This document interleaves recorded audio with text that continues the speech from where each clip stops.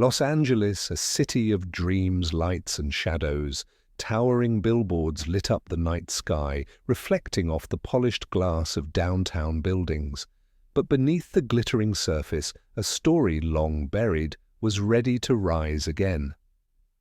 Inside a modest apartment on the edge of the city, two young men stood before a large corkboard.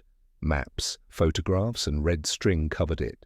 Saif, calm and calculating, stared at the blueprint of the California Museum of National History. His dark eyes burned with silent rage.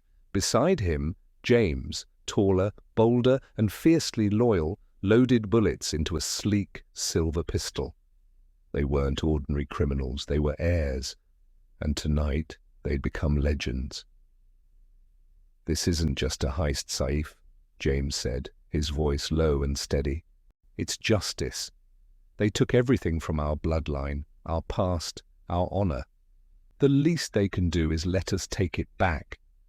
Saif nodded, his gaze unwavering.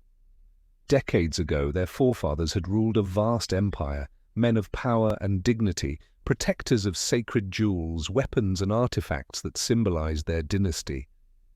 But history was unkind. When the British invaded, they fought back and won, only to be betrayed by politics. As the world shifted and democracy bloomed, their family's heritage was deemed government property, and all their treasures were locked away in this museum, labeled as historical exhibits.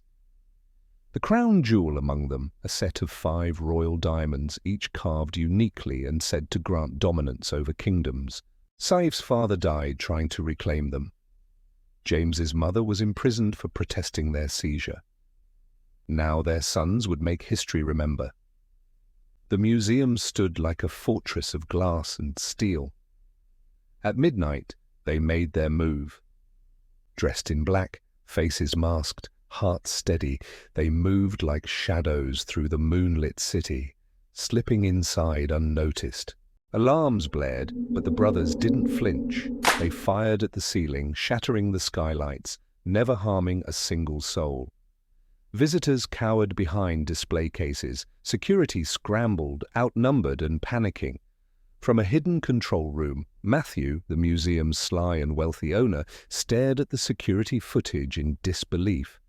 His fingers trembled as he picked up a phone and dialed. "Andrew," he whispered, sweat forming on his brow. "It's them, the Legacy boys. They're here. To be continued."